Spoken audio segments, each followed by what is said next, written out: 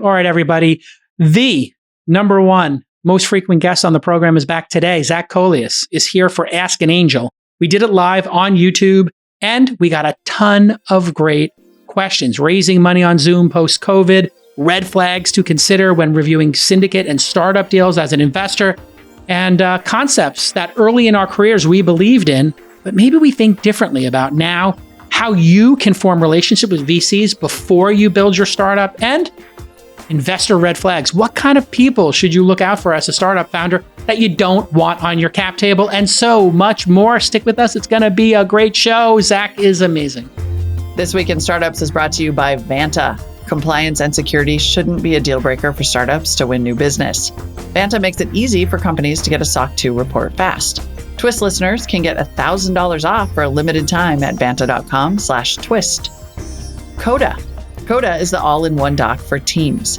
If you've got a stack of niche workflow tools or you're buried in docs and spreadsheets, Coda is the doc that brings it all together. Startups can sign up for free at coda.io/twist. And Contra. Contra is a commission-free marketplace for freelancers and independent creators. Get $500 off your first hire at contra.com/twist. Okay, everybody, we're live on the YouTube right now with Ask an Angel. This is a series that I've been doing for years with my friend Zach Coelius. Who's Zach Coelius? He's a serial entrepreneur. He got into angel investing and early stage investing at the same time I did, just about 10 years ago. Correct, Zach?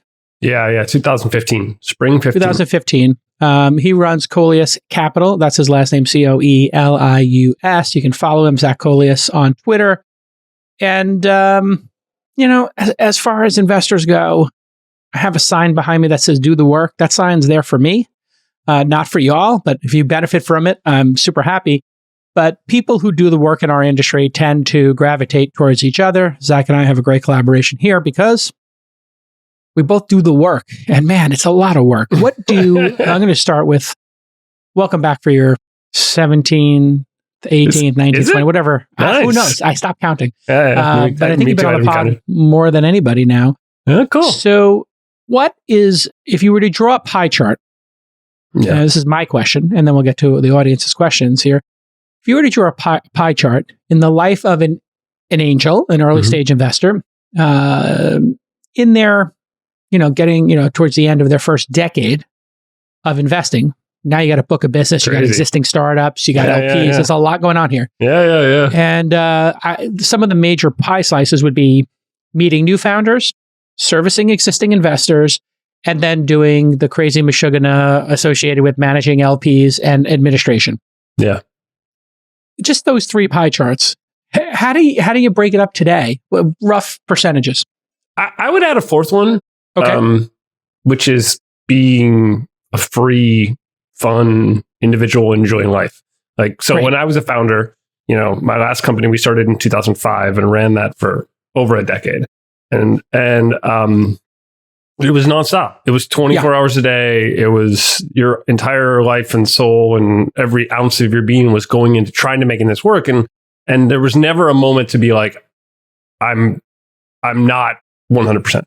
And I think one of my favorite things about being an investor is that there's a real 80-20 rule in this business, at least that I've found in my experience, where 20% of my time provides 80% of the value. And the rest of it has this very fast depreciating curve. And so the best founders are people I know, or they come from people I know. And, and that's a really small slice of my time, but it's where all the value is. And so what I found really quickly in this job is that I can spend my time doing the work. And then there's all this other time that I could go enjoy life. And I was like, oh my God, I'm going to do that. Because I spent a decade getting my head bashed in being a founder. And God, it's so good. And I'm just trying to constantly do that and keep that balance, that sort of I wouldn't say balance. It's not balance. It's more of just joy in my life. Got it. The opportunity to go explore the world. I'm trying to go to every country in the world. And and that's that takes time. And it's awesome. And it's super cool. And so stuff How many countries have you been to? How many continents have you been to? Are you keeping track? I haven't been to Antarctica yet, but I've been to 90 something countries. Wow. And in a good year, I'll get 10 new ones. We'll see. Wow. Extraordinary. And you remote work there? Yeah. Which is great. You can do this job anywhere, right? That's another great thing about it. the job has changed significantly. Everything used to be in the room. To take a meeting, and then founders would fly in to see you. So maybe you're obligated to take them to lunch. Yeah. Because just doing a half-hour meeting with them would be a jerk move. So now you're at 3 or 4 hours, and basically it's the whole day if somebody flies in to see you, or at least half the day, and you still feel like a jerk for only spending half a day with them if they flew in from New York or LA or whatever. So this Zoom thing has changed everything. You can do a lot more meetings, you can be a lot more efficient. And board meetings. I have an in-person board meeting today, but the board meetings going virtual has been a godsend as well. Oh, yeah. I mean, I don't sit on boards. Otherwise, it would really change a lot of parts of my business. But Zoom. I was really worried early on when we first started investing via Zoom in the beginning of COVID. I was like, oh, how's this going to work? But so far, I mean, the performance of that portfolio is very good. So I'm what do you attribute that fact to? So Zoom, doing meetings on Zoom as opposed to in person is as good or better than it was pre-COVID, and people are sticking with that model. What do you attribute better selecting and better picking and more efficiency? What is causing the lift from moving to Zoom instead of the room? I think one thing that's happening is that the founders are able, because they don't have to go in person to Sand Hill. They don't have to show up and run around San Francisco to meet with people in person. They can have more meetings. And as a result, they get to basically more rapidly kind of sort through who makes sense and who doesn't. And as an investor on the other side, we get to do the same thing. Like, I get to see a lot of pitches, and decide which ones I want to take. And I think the volume of deal flow that I'm getting, I think, is up, is significantly up. And as someone who, for me, I really specialize in trying to find weird stuff. Like, I like stuff that nobody else likes, and and so the broader my aperture, the higher the opportunity of finding something that is really kind of going to fit my style. And so that seems to be a big driver. The other thing is that I actually don't think that my in-person is substantially better than my Zoom read on a person. Think about a poker read. When I'm sitting with somebody in Zoom and I'm sitting with somebody in person, I don't think it's order of magnitude difference. I do think phone call versus Zoom, big difference. Phone call versus meeting in person, big difference. But Zoom, it's not clear yet, but I think I'm pretty close. My theory on this is that the in-room stuff creates a lot of obligation. It creates a lot of reciprocation effect. Okay, we've been in the same room, so now there's a relationship being built. Yeah. And then that can drive people to make decisions based on the vibe, the relationship, which founders know. Yeah. And investors know. So investors really want to get in the room with a hot deal and try to build relationship fabric. They want to go on a hike with you. They want to have dinner with you if it's a hot deal. Yeah. Founders know this as well. That's why they want to get in the room with you, or previously did, because they want to use that time to build a relationship and have it be harder for you to say no, ultimately. Yeah. Okay, great. Those are sales techniques. We get it. Person comes on the lot. They want you to spend a long time on the lot, and then the chances of you buying a car go up. Okay, this is just known. Yeah. So then if you move to Zoom and people become a little bit more dispassionate, a little bit more objective in terms of picking their investor and picking the founder to back. And like you're saying, you can see 3 times as many, 4 times as many people on both sides of the table. What that means ultimately is you find better matches for investors and companies and products. And then we have more time to do diligence, look at the numbers, talk to customers, and do things that are less performative, less relationship building in the room. So then what's lost is relationship fabric being built for when things go wrong. So I have just instituted in our firm, since we're so good at ripping through tons of introductory meetings and founders are so good at it now. Well, after we make the investment, we realize we haven't spent a lot of time with these founders in a room. So do we have a deep relationship fabric? We don't. Yeah. And so now I'm like, okay, more Zooms post-investment, more, breaking bread, having a meal. So I'm just starting to think about that a lot more. And I think people should, so that when things get hard, you got that relationship fabric to fall back on. So it's really interesting how things have changed. Listen, it's 2023. The macro picture is a little shaky. It's uneasy out there, and tech is getting hit super hard. As such, you cannot afford to lose sales for silly stuff like not having your SOC 2 right now. If you are unsure about your SOC 2, you need to check out Vanta. Vanta makes it incredibly easy to get and renew your SOC 2. On average, Vanta customers are SOC 2 compliant in just 2 to 4 weeks. Compare that to 3 to 5 months without Vanta, huh? And they partner with over 24 audit firms who have been trained to file SOC 2 reports directly within Vanta. This is a total no-brainer. A bunch of my portfolio founders have used Vanta, and they've had amazing experiences. And if you don't have SOC 2 compliance, you can't close major customers. One major customer, that could be the difference between your startup thriving or going away. So get it done right now. Vanta's going to give you $1,000 off because you listen to this podcast. Think about it. $1,000 off. Vanta.com/twist. You got to write that down. Put it in your notes. Vanta.com/twist for $1,000 off your SOC 2. So servicing new deals versus existing deals. Yeah. Percentage of time. Yeah, back to your original question. So I probably spend probably 40 to 50% of my time looking at new stuff. And then I'm probably spending 30 to 40% of my time helping existing companies. And thankfully, the admin stuff is not too bad. It's all been abstracted now. You have service providers like Coda, like AngelList. They've just taken all of that back office and made it into a product. So you don't need to I hired someone who's been amazing to help me on my audit work. And oh God, we're doing the audit this year. And compared to last year, it's like night and day. She's a pro, and it's like watching a pro at work. You're like, damn, that's good. They've done it before. Yeah. Explain what the audit is for venture capitalists, why this is painful for us, and what the purpose of an audit of your portfolio is every year. Yeah. So, I have LPs who give me their money to invest. And so every year we go through a process where we hire effectively an accounting firm to go through and look at all of the different companies, all the positions in the portfolio, where they marked. They basically, they'll Google them all and they'll be like, hey, this firm announced a fundraise and we haven't changed the mark Y, or this firm did this and that. So then we go through and we basically answer all their questions, provide all the supporting documentation, and effectively sort of say that the portfolio is what we said it was and that it's worth what we said it was, and that hopefully there's no bad going on. And so the LPs use that to basically feel comfortable with the fact that we're doing our job, and that when we call them for more capital, that they should give it to us. Fantastic, yeah.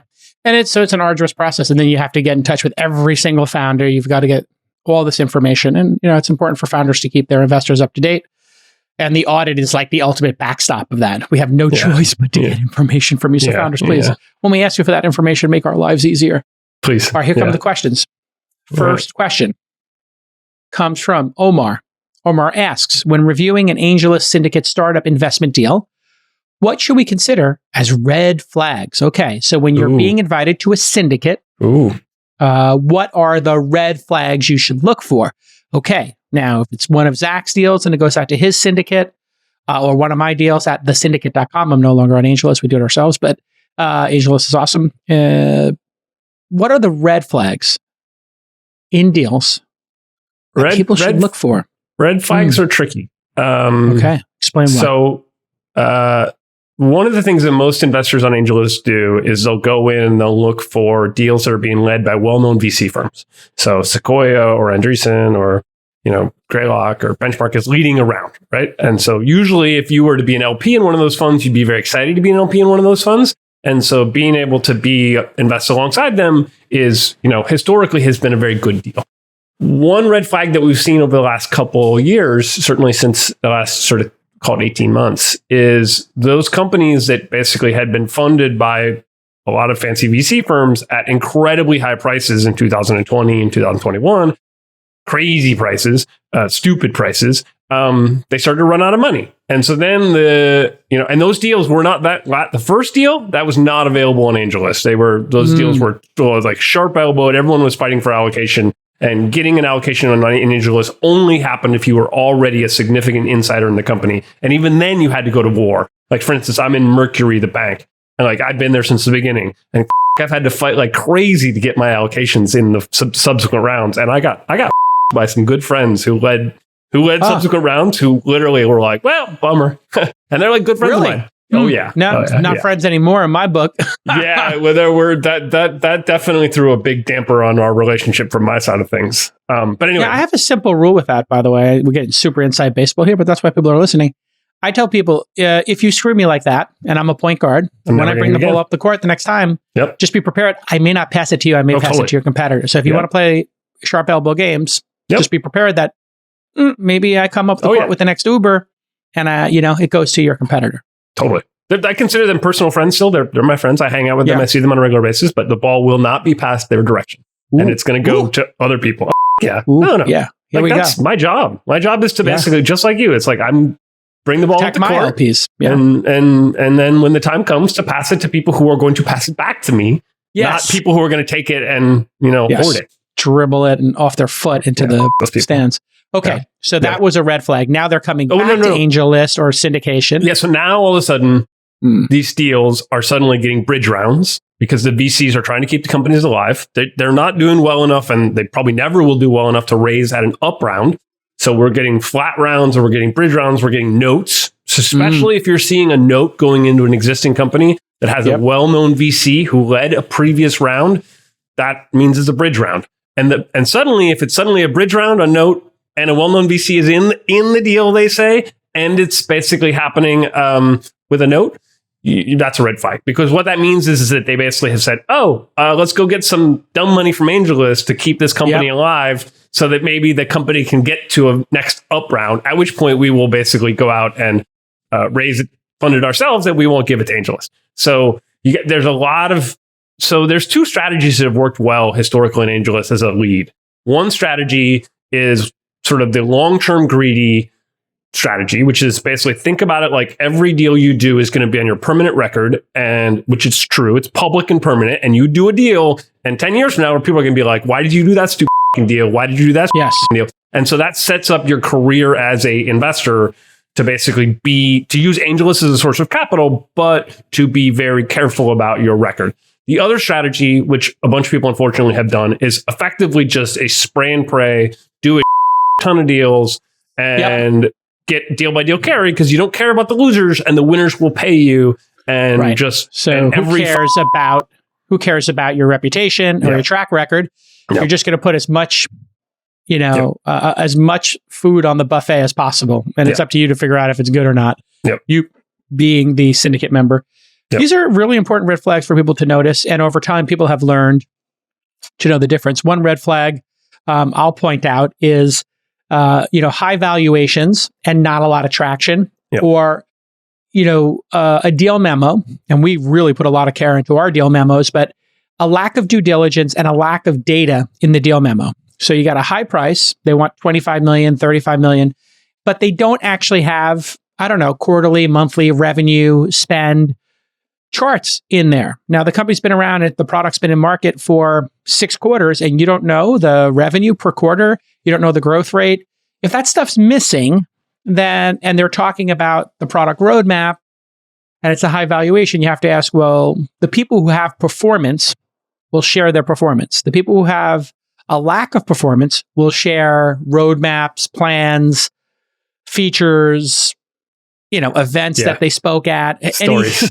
Hires they've made, press hits. Yeah. So I really like a focus on the business, and it becomes very clear. And you'll see it when you get updates as well after you've invested. If the updates include, if there's growth and revenue and customers being signed, their founders are going to take credit for that. It's at the top of the email. First thing, check out our 20% month-over-month growth.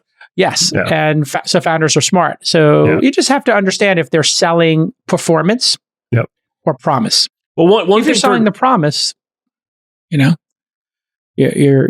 to be careful to not have every single thing in your portfolio selling promise, and you got to have some things that are selling the performance. One thing I would say with syndicates in particular is I've got 5,000 people in mine. You've got 50,000 in yours. No, 11. Okay, a lot. But anyway, so when I talk to a founder and they're like, "Oh, what are you going to share with these 5,000 people that I don't know?" Yes, I'm like, you get to decide what you are willing to let me share. So if can I put revenue numbers in? I'd like to put that in there. Can I put in sort of like month-over-month growth rates? But sometimes they're like, no, I'm not sharing that information. And so I've had deals where I've been like, look, I can't share anything. I'm doing this deal. My money is going into it. So you can trust me or not. Make your own decision. But like, I can't tell you any specifics about sort of where the business is at. So that does happen. And so it's like, it's a balance there. It's a balance, yeah. 2023 is here, and this is the year you need to perform, you need to be focused, and I want your startup firing on all cylinders. And how are you going to do that? You're going to use Coda. Coda helps you do more with less. In Coda, your team can work on entire projects from start to finish. That's right, one product. You have everything you need in one place. We're in the efficiency revolution. You have to do more with less. And right now is the perfect time for you to jump in and learn about all the amazing features that Coda has. And you know what happens when your work is spread out across a bunch of different tools. Your productivity is going to suck. Coda is the doc that brings it all together. And it's efficient and it's fast. We use Coda at this very podcast to track my J trades. If you just go to jtrading.com, it'll take you to a gorgeous Coda page of all my J trades. What an amazing product. It's always advancing. The templates are next level. But here's the important call to action. You can operate and collaborate in one place to get your projects done faster. Take advantage of this special limited time offer just for startups. Sign up today at coda.io/twist and you will get the $1,000 startup credit on your first statement. That's right. coda.io/twist for a $1,000 sign-up credit. And this offer is so generous. I want you to take advantage of it right now because I don't know how long this absurdly generous offer from Coda will exist. coda.io/twist for $1,000 in sign-up credits right now. All right, from the YouTube pre-show, people got into the YouTube channel, youtube.com/thisweekin. Sign up, hit the bell so you can get notifications when we go live. But somebody asked while the show was up, it leaves the show in the chat room up so you can get the questions in early. For your portfolio founders who raised at the top and have no path to profitability in the short term other than cutting staff, what other options are there besides closing shop? Wow. What are the options here? Yeah. You don't have a path to profitability. And yeah. I mean, so I think in today's market, I think there's a couple things going on. This happened to a number of my companies, and we're working through it right now, which is like you got to $1 million in revenue, the business was doing really well, and then in 2021, some crazy VC firm came along, and here's 20 on 100 posts, and everyone's like, woohoo, $20 million, yay, we're going to be able to do a lot of with that. And now they're at a couple million in revenue, a few million in revenue, hopefully. But the valuation, the multiple that they're seeing in the market is not going to get them an up round. And so then the question then becomes, do you pivot, like just change your business entirely, which is dangerous. And in my last business, I did that a number of times. And it's like, it's a non-trivial thing to do. Do you take more product risk, which I'll come back to, or do you basically try to sell or shut down the business? And my argument for all these founders today is like, look, we seem to be at a step change with AI changing the game on the field in a substantial, nonlinear way. So like you can think of sort of like the last decade, the technology is improving over and over and over again, but we haven't had a major step change since mobile. AI appears to have done that. And I mean, I like to argue that AI probably is the real Web3. So the crypto fraudsters basically like Web3, bullshit. We all know that was bullshit. But yep. AI appears to have totally changed the game. And so I think for a lot of those founders, this is the opportunity to take the capital that they have and this new platform and make a bet on it and try to figure out how to basically get a step change in their business. And some of them will succeed and some will fail. So for instance, in my company, we had raised like $1 million in 2008 from Reid Hoffman and the Google Analytics founders and all these amazing founders. And we had this business and literally Lehman happened and we were like, oh, we're so and we saw this new technology at that point in time called real-time bidding, which is what we had just gotten started. And we were like, well, let's bet on this thing. If it works, like we'll survive. And if we're anyway, if it fails, because like our core business wasn't going to make it through. And so we bet our entire business on this new protocol and it worked and that became a success. And so I think AI gives us similar logical opportunity. Decision making. You have to look at the field, the game on the field, as you're saying, and make a plan and execute as well as you can against that plan. And that does sometimes mean cutting the staff in half, retreating, and extending the runway. So I literally got an email, third riff from a startup. They finally got the message, 5%, 10%, 20% riff. We should have just done a 40% riff at the start or whatever it was. And, I think they're going to make it. They have, 12 plus months of runway, and they've got a good plan. And I think they can get to break even with the money they have. But it was literally 1 year of having this discussion. And so they could have made these cuts at the beginning a little more severe and had 24 months of runway, but it is what it is. Sometimes founders are going to take their time on the cuts. And, some individuals do their best work when their back is up against the wall. Yeah. And that's just human nature. You It's like see being that down with people in a poker tournament. Like when I literally feel the best when I'm literally almost dead. Yes. I'm like, I got nothing to lose now. I'm just going to start fucking jamming. It is something that builds your focus. I have to say, when I was doing this skiing, and they were like, you have to get more speed or you're going to be buried under the snow. And it was a whiteout condition. And my guide, when they got 10 feet past me, I couldn't see them, and they had to use a whistle, and I had to follow the whistle. Wow. And I was like, you know what? I'm going to just go faster. F it.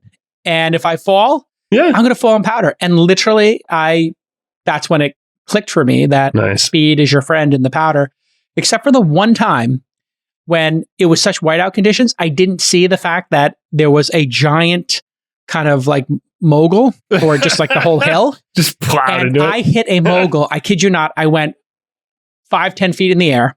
I didn't see it, so I was completely unprepared for it. So now I'm, you know that thing when you're in the air and you realize, I'm in the air. I'm not going to land on my skis. I'm going to land on my back. And I'm like, oh, this is the end of my season moment. Ooh, and I'm in the air on my back. And I land on my back. One of the skis pops off. And it was like landing in a pool. I just landed in a 5-foot bank of snow, and I was fine. Yeah. And I was like, oh, wow, this is different. If you do fall, it's not a big deal. Listen, your mileage may vary, but the point is, sometimes you got to take a leap of faith and you got to go for it. And I think the investors would rather that than you going in a circle. Yeah. Or going so slow down the mountain that you get lost and eaten by wolves. Okay. Yep. From the YouTube live chat, here we go. We're cooking with oil now. From a founder's perspective, what are the red flag personality types to be aware of when courting angel investors, assuming the angel is relatively new? Okay, great. Yeah. So, what are red flags with investors? We see investor bad behavior all the time. What are some early red flags? I mean, sometimes we see it with co-investors. Who are the people that you should avoid? I think there's two that I'm really scared of, having dealt with them myself a lot. One is I'm doing this angel investing thing to get rich. Folks, they tend to be very finance oriented. They're going to talk a lot about valuations and portfolio construction and they're thinking about it like it's, they're on Wall Street and they're making bets. Unfortunately, those people get impatient very, very rapidly. Yes, and that's this true. is a business where it takes forever. And you have to be patient, and forcing things to happen doesn't work in this business. And those folks can become really painful to deal with Okay. So category one, the impatient folks. Yeah, they get rich. They think they're going to get rich doing this. That makes them impatient. Yeah. Well, and if you do have that outlook, you better have a get rich slowly and get rich diversified with using the power law. Yeah. And so I think it's fine to have the aspiration to do well investing in this category. That's kind of the point. Yeah. Is that you could have outliers, but you better understand that it takes 25 investments and you have to be graceful in failure. I have had a challenge with this in my early years because it would be very frustrating to find out a founder shut the company down 3 months ago and I've been trying to get updates from them for a year. And they're like, oh yeah, we shut the company down. I'm like, what? Oh, 3 months ago. Yeah. What? Yeah. You didn't even tell me? Yeah. No, you didn't even try to get a bridge round? Wow. Okay. Interesting. This is the Wild West, folks. And so you just have to be prepared. And I don't know when you first experienced outright fraud or malfeasance in your portfolio. I didn't experience it for the first 50 investments, but when you hit 200 or 300, okay, yeah, somebody's going to do something Theranos-like, right? And I've had it happen painful once or twice. Oh. We'll find out in the second case. So you never know. And it's really hard. Any other archetypes of investors to avoid? Yeah. And then how do I identify them? I'm not sure how to identify the finance bruh who wants to get rich quick. But yeah, I would think the number of investments they have and their reputation with other investors, how long they've been doing it, maybe. Yeah, I just look. You should always do references on angel investors. It's trivial to do it. It won't take you more than like a few minutes to send out some emails. Like you're gonna know people in common with them. Like do the work. Like if you're raising money from an investor and you haven't done references on them, you are up. And you know, I've had a couple situations where there are people I've worked with who just turn out to really suck, and founders call me up and they're like, "Hey," and I'm like, "Run for your life! Don't work with that person." Exactly. Like, yeah. It is. I'll give you one while you think of your next one. Go ahead. The investor who wants to run the company themselves and they have a lot of ideas. Is one, and there is a kind of side archetype to this one where they want to send the management team on never-ending research projects, analytics.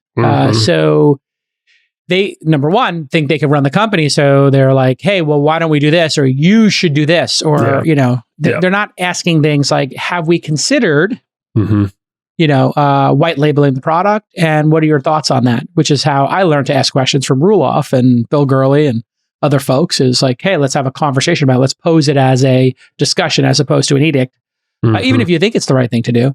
But man, I'm on some of these boards and I'll see somebody come in and they haven't prepared. They don't have a prepared mind, as Doug Leone and Michael Moritz talk about, you know, having a prepared mind coming into this.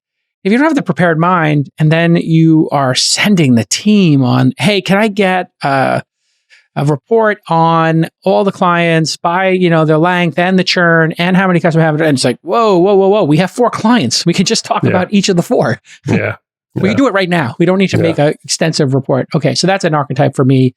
And the way I identify those early is they use non-standard documents and they argue over things that don't matter in those documents.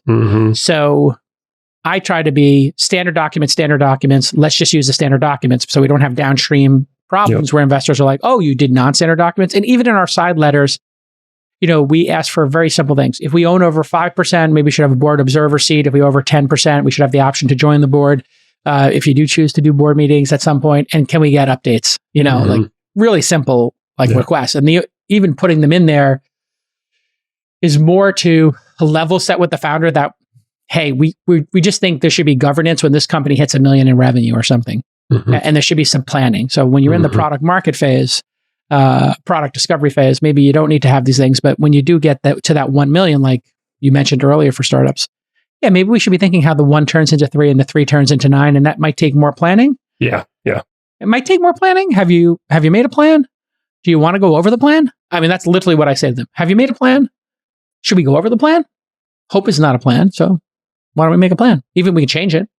I mean, I literally give all these disclaimers like, okay, you have any other archetypes? I was actually going to... Busybody. I was the busybody micromanager, usually often like either a former manager at a corporate. Those are the worst. Like if they're a manager at a corporate, like they're just used to like they're used to performative work and reports and decks and like being the smartest person in the 10-person meeting because they know something about the business.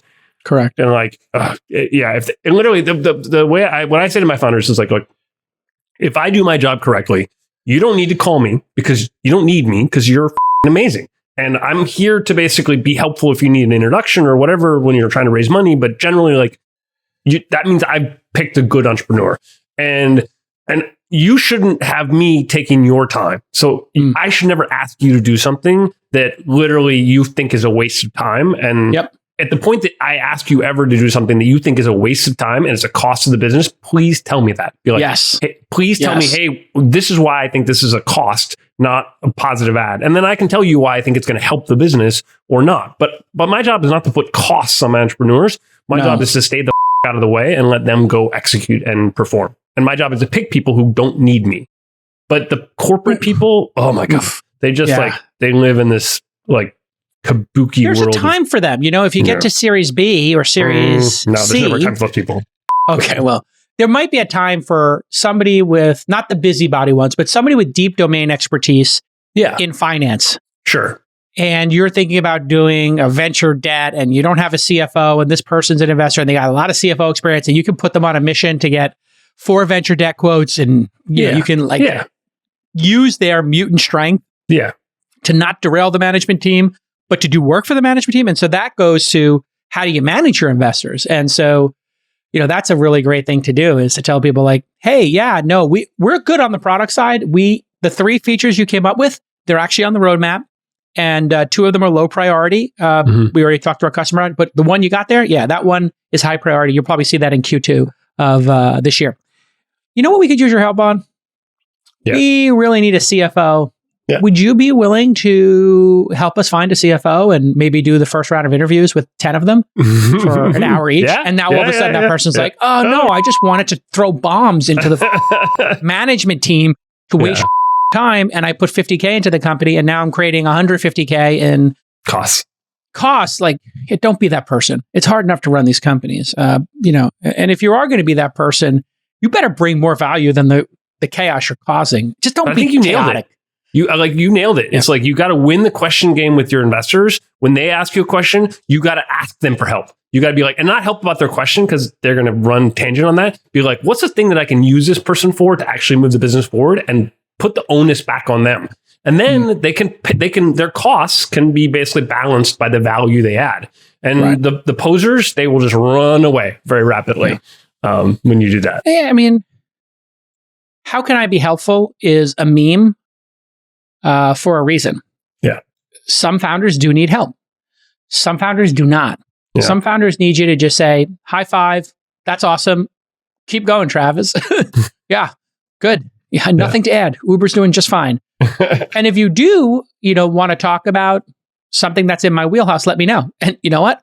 Travis would call me when there was a PR crisis, or there was, the public didn't understand surge pricing or something like that. And we would, a handful of times have a really good talk about communicating surge pricing to the public, or, Elon and we had a talk because I knew about affiliate programs, and I wasn't an investor in Tesla, but I helped him architect the referral, the referral program, if you remember, for Model 3. And we just talked about it for, I don't know, maybe an hour one time. Just, we were having dinner or something, or flying somewhere, and we just had an hour-long conversation about the strategy behind it. It was too successful. He had to turn it off, if you remember. People sold so many Model 3s, somebody got 2 free cars because you got $5,000 in credits. Great. So that's a good deal. That's a good program.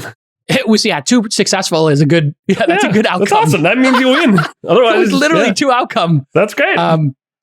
And so, these kind of discussions where you can be helpful and it's in your wheelhouse is, I think, what you have to be self-aware of as a potential investor. And then, you have to manage these people. And I have a new technique. If I am not being helpful and you don't want me as an investor, I am more than willing to sell my shares in a company. So if you don't want me around, I get it. And I've literally had 2 instances in 350 where I said, I think we philosophically differ here. Yeah. Maybe I shouldn't be an investor anymore. Yeah. And, in one case, it was because people were doing stuff that I didn't consider ethical. And I just wasn't comfortable, just from a legal perspective. And I exited that investment. And then in one case, a founder didn't want to share with us the information that was driving the business. And I was like, okay, that's odd. And this is normal information that you would share with people with this percentage ownership. And they just were like, we're not sharing any information. It was just a huge red flag for me. And I was like, this is a trust issue. If you don't trust me, we shouldn't be in business together. And it was like $1 million investment and we exited. So in these situations, have you ever had that happen where you wrote off an investment? We just saw that with Citizen and Sequoia. There was the FT story. Where there's a cram down round. That's not too uncommon. But have you been in it where you have to separate from the founder, and how did you handle it? Yeah. So and you can abstract it, so. I had one where they were just doing a really poor job communicating, and I literally, I called the founder up and I was like, look, just to let you know, I've asked multiple times for these things. You've chosen not to do them. I'm not asking for a lot. And so like, I'm stepping back. They didn't have the money to buy me out, and I wouldn't have asked for them to. But I was like, look, I'm writing this to zero. And as far as I'm concerned, good luck. Now, I subsequently actually just recently met the guy who went in and helped turn around that company. Now the company's doing great, and there was like a leadership change, and they turned around everything. And so I met the VC from the bigger VC firm who went in and did the work to like help them rebuild that business. And he was like, oh my God. And I was like, you did God's work, my friend. Thank you. Because it was bad. Listen, people can disappoint you in all relationships. This is a business partnership, customer, employee, founders, management team, investors, service providers. People can disappoint each other. There's so much opportunity. My best advice is, if it's not working out, to just say, hey, for the sake of just being professional, this isn't working out for me. Yep. I'm guessing it's probably not working out for you. Why don't we move on to this type of relationship, right? Listen, we all know hiring world-class freelancers is a game changer for your startup, or even if you're working at a big company. You want to have a great talent marketplace where you can find these people, but then you're always worried, oh my God, is all the money going to go to commissions? Well, we found a new solution for you. It's called Contra, Contra. Contra is a commission-free marketplace for freelancers and independent creators. That's right, commission-free. And there's no percentage-based upcharge when you hire somebody. How does that sound? Well, that's great. And if you're on the other side of the marketplace, let's say you're a laid-off tech worker, you got a lot of experience, well, now's your chance. Join Contra and start getting freelance gigs that pay well and don't have the marketplace taking the money that you're earning. You get 100% of what you make. No fees. What a fascinating way to disrupt the market. Contra specializes in design, engineering, social media, video, writing, and AI. It really is the easiest way to get solid talent quickly. If you need project-based work, you have to check out Contra. Listen, we have great success with freelancers. We're hiring them all the time. And Contra is the best way to do that. You're going to get $500 off your first hire at contra.com/twist, Contra.com/twist. Think about how much you can get done with $500 worth of designer or developer time. Contra.com/twist right now. Go get that $500. Okay, from the live chat, Vicky asked, what's a concept you thought was true early in your career and that you followed and that you now think about differently? You have a credo or an assumption, a heuristic, Zach, that you believed early, but you've now changed your mind about, or you've evolved on? I don't know. It's a really good question because it makes you think. One thing that came to mind was, that I could read founders like a poker player. And I really thought I could look into people's eyes and know if they're going to be a winner or not. Yeah. And I do think I do that better than the average investor. Yeah. But I think that I may have over-indexed in my belief of my ability to do that because so much of my deal flow came from my network. And my network was filled with so many amazing people. So my attribution was early on, look at how great a picker I am. And it was like, this is like things that are floating around your immediate circle. And your immediate circle is, people I'm friends with. Yeah. These are all, high-end entrepreneurs who are doing incredible stuff in the world and capital allocators. Of course, it's going to be like high-end stuff, right? Yeah. It's like, Bob Dylan's like, wow, I can pick people to sign for my record label who are really smart. It's like, well, just everybody's hanging out with Bob Dylan in the 60s, 70s, and 80s. They're all in his orbit. So now I have moved to, let's look at what the customer has to say in addition to what I think. So, I know what I'm finding? Frequently, I'm able to read people and how good they are at building a simple product that solves a problem in the world and being obsessed with customers. And then when I talk to customers, it's clear they're obsessed with them and it's clear they're building stuff for them. Yeah. So here we go. Right. Yeah. You have any you can think of? I've just been continually impressed with just how deep the learning curve is for this business. I mean, capital allocating. There's just so much to learn, and I'm learning new stuff every day. And you're a decade in. Exactly. Yeah. Not counting your entrepreneurial career. I know. And I would, I spent agree with a lot of time helping companies raise money and advising and doing this work before I did this work. So it's great. It's the self-actualization of learning and becoming better at the job is still very, very alive. I think if that ever went away, I would be probably sad, probably just immediately retire.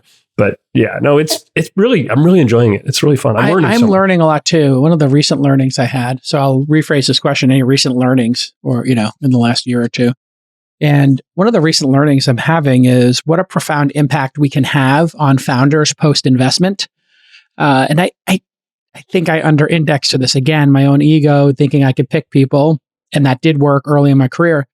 But once we pick people, I've realized when we do a great job of teaching them how to do a board meeting, teaching them how to make a 2-year plan, teaching them how to think about customer acquisition, teaching them about accounting, silly stuff or seemingly silly stuff. But founders don't know accounting necessarily. They haven't done accrual versus, cash-based accounting. These are concepts that they may just not have run into yet. And so getting them focused on things that can build a stable, scalable business, I was like, yeah, everybody will figure that out. But sometimes they figure it out and it takes them a year. And we could have them figure it out in 10 days with the help of a service provider, with the help of another founder. And so that I underestimated and maybe under-indexed on as well. So I'm really thinking about supporting the founders post-investment a bit more and then identifying, hey, where is the zone of excellence for this founder and where are their blind spots? And so my ability to say, this founder is so good at product, but they're not good at hiring and finding, people that'll level them up. Oh, this person's great at hiring incredible people and spending money. They're just not focused on the customer or whatever it is, right? And that's something where every time we invest more in it, we see greater outcomes. So, they get to their next round of funding. So I've just been thinking about that. And then also as your portfolio gets larger, identifying when the inflection point is. And that's something I'm really starting to study. And I have a new rule. It's $40K a month in revenue. Okay. All right. That's when the inflection point is for you. Yeah. Because here's the thing. Can't be by mistake. Yeah. When you hit 500K, 5, 10, 15, 20K, you could just get one customer. You could get you get a little bit of traction. Maybe you're spending $2 to make one. It's just in an early stage startup. It's a sign of life. But when they get to your friends doing that. It could be all kinds of things happening. People just trying a product, but it just doesn't have market pull. Yeah. When I see them hit that 40K a month, I times it by 12, hits 500. I'm like, yeah, they figured something out. That's where you get excited. All right. And then I say, hey, should we have a board meeting? Maybe make a plan and see if we can triple it. Yeah. And people are like, yeah, I was told don't do board meetings until Series A or whatever. I'm like, yeah, but you got 500K and you want a Series A. Do you want to make a plan to get it to 1.5? Because if you get to 1.5, you're going to get a Series A. At 500K, you're not. Yeah. In all likelihood. Yeah, not right. Not these days. I don't think so. I think the bogey. What do you think the bogey is now to, lock in a Series A? Revenue wise, 3x plus annual growth. Over $1 million in ARR. I think that's lock in. Like when you start to and not being in a crowded category that's full of a bunch of and actually having a viable path to being a big business. All the things that are normal, but a lot of people seem to forget. You got okay. Emmett has a question. Would you recommend building the relationships with VCs and angels months before deciding to build a product or company? How would you go about doing that?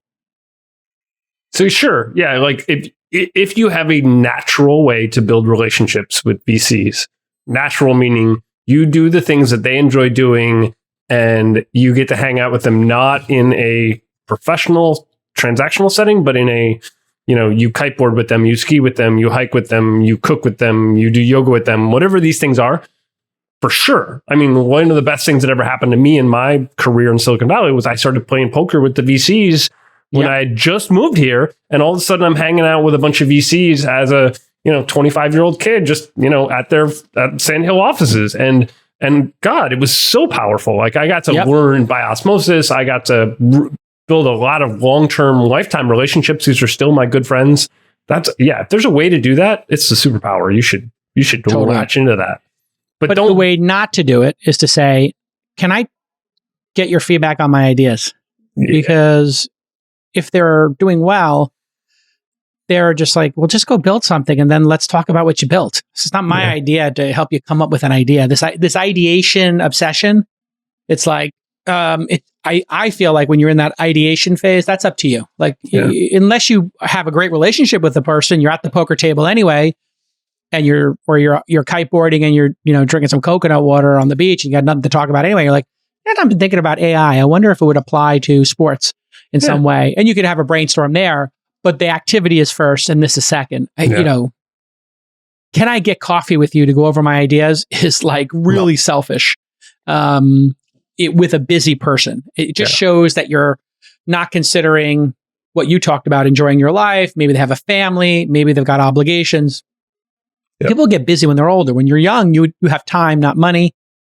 And when you're older, you have money and not time. And so you really have to. I know people who will just give people an angel investment to get them out of their hair. No. I wouldn't do that. But like I'm just saying, they have somebody in their life who's a relationship, and they're like, "Yeah, no, I'll put $5,000 in, whatever. Yeah, I want to support you, whatever." But yeah, all right, Bob G, OG Bob. Okay, one thing I would add is Twitter. Yeah. That's a great one. Yeah. I've built a lot of relationships with people on Twitter.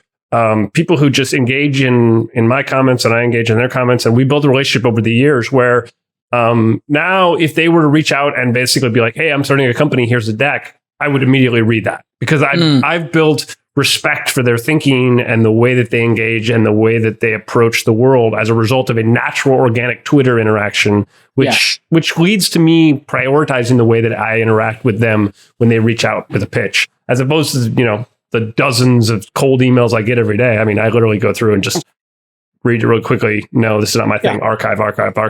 But if you're clever, intelligent, maybe on the margins, you're a little spicy, but not a jerk. And you're that reply guy, as they say. It could be a gal, obviously. It could be a they, them. It could be any gender you like, but reply guy kind of rhymes a bit. The reply guy archetype is a real thing, right? And there are some people who have built massive relationships just replying to people who are powerful, and Twitter uniquely allows you to do that. And so keep it intelligent, keep it respectful, don't be a jerk. But you can be spicy on the margins. That's fine. That'd be funny. Yeah, clever. Yeah. I like clever and fascinating. Those are words.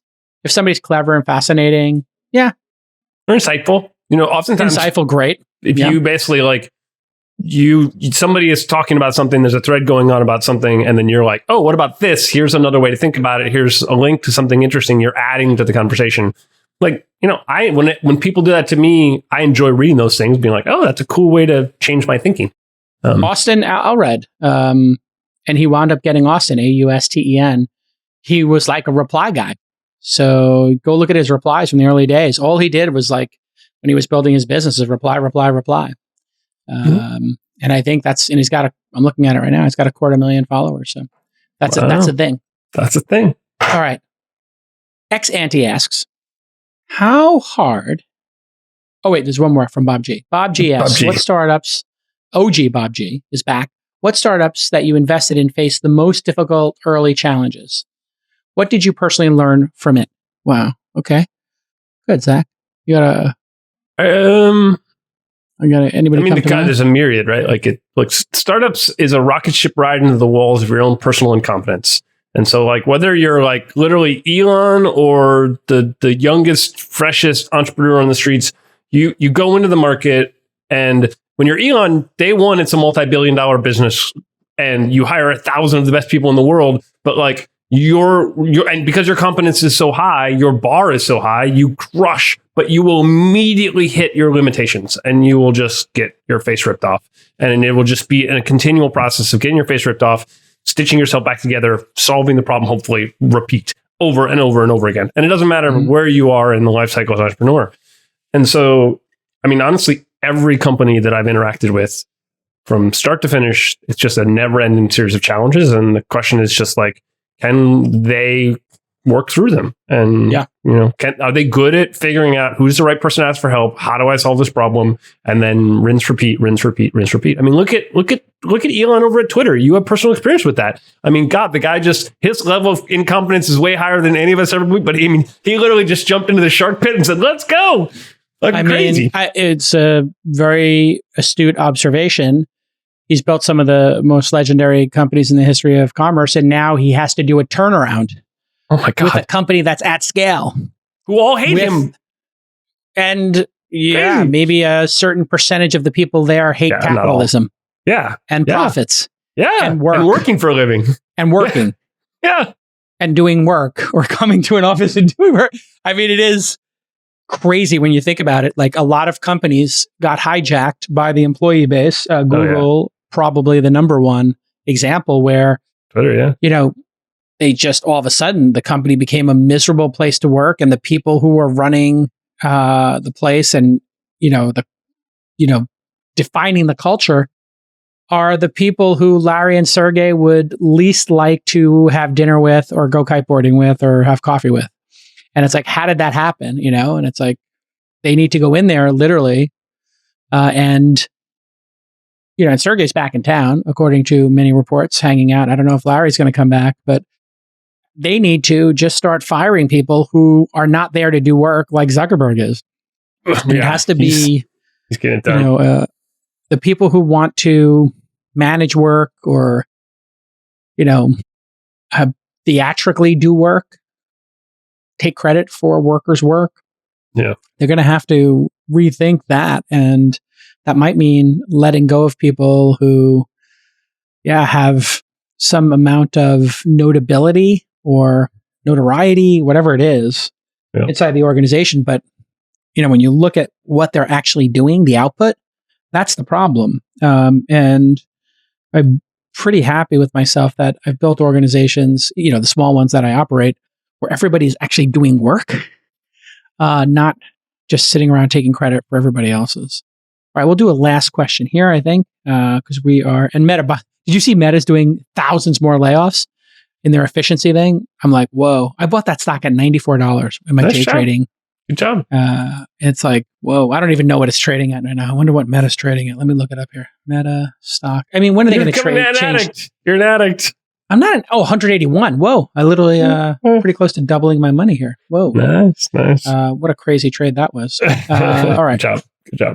Good job, everybody. Okay, here we go. How hard do you negotiate on terms during your early stage deals? Is your preference to fund on a fairly standard safe rather than an equity round with lots of terms? Of course, we want to do standard terms. So let's just go to the first part of the question. This is from Ex-Ante. How hard do you negotiate on terms? I kind of live by the Warren Buffett school. I try to live by the Warren Buffett school for everything. That guy's just like, he literally just, he set so many examples. I'm just like, just follow the book. If they set a price, I take it or I leave it. And that's it. I'm not negotiating. It's like you can give me the price and I will say yes to it or I'll say no to it. Will you tell them that you're passing based on valuation? Yeah, of course. Yeah. Yep. Yeah, me too. And then they're like, well, and I'm like, at that point, like we didn't come together in the right way. And thankfully that doesn't seem to happen too often. Usually it's like, if I want to do the deal, I think the price is fair. Then I'll say yes. And then if I'm setting the price, let's say they really don't want to set the price, I come up with a fair number and I'm like, this is my number. And I'm not negotiating. Like, this is the number. And yeah. Now there are situations where it becomes competitive. And that gets a little more dicey. And there it's just like, I come up with a number that I want to pay and pay it or I lose the deal. But it's not about negotiating oftentimes. Yeah, I have the exact same philosophy. If you are asking us to make an offer, we will ask you 2 or 3 times, what is your target valuation, is the way I like to phrase it. Mm-hmm. They're like, well, we want you to tell us. And I'm like, well, what would be a valuation you think is fair?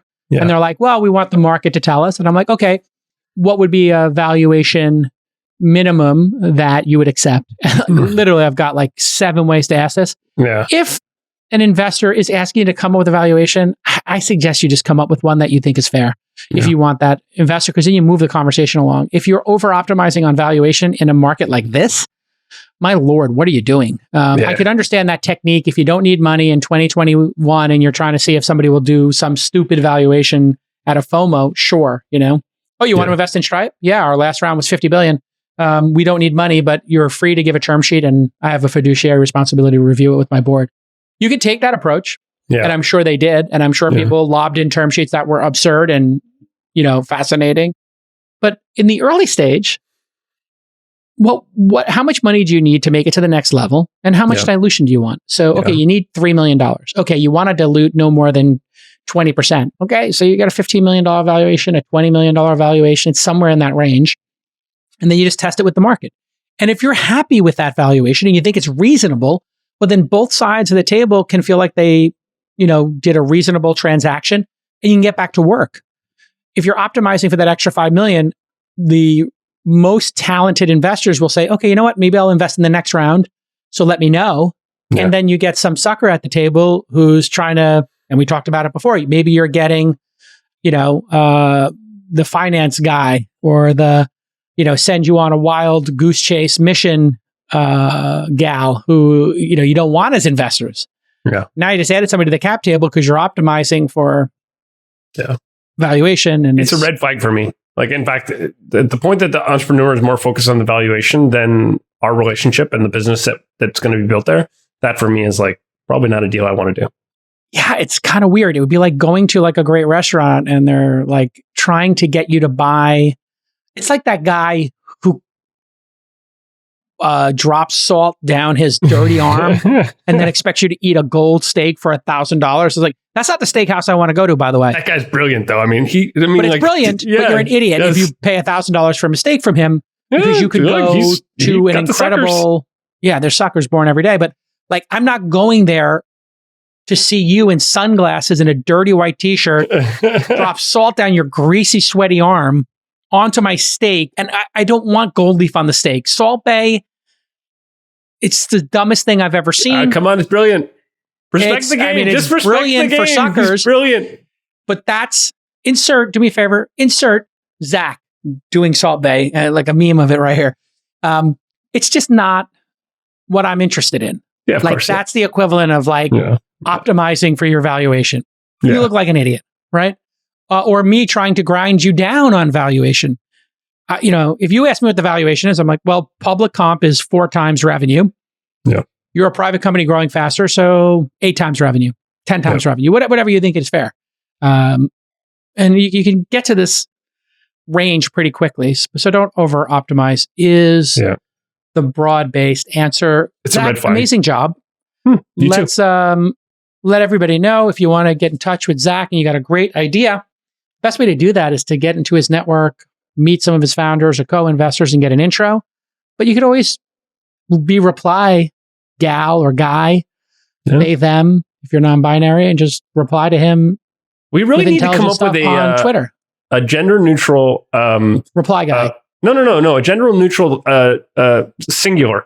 Like, so we have he, she, and we just need because they is plural. Like, so like it's a plural word. I'm trying to evolve here and make sure I get it right. I think like V. I like y'all. I just use y'all. Y'all. Yeah, when I come to meetings, I'm like, y'all got to work harder. Yeah. I just Bill Gurley it. Yeah. Y'all's are not hitting the standard that we need to hit at this company. Y'all need to work harder. I just go with y'all. And I like typing it. I like a Y apostrophe ALL. Y'all. Yeah. It just rolls off the tongue. Y'all. It's not gender specific. Howdy, y'all. Howdy, y'all. Howdy, y'all. You guys want to wrap the show with Salt Bay decorating a $150 burger at his restaurant? Oh, please. Really. Yeah, show me this. Show me this. This is going to be painful. No, no. Oh, so gross. Look, you're too close to the food.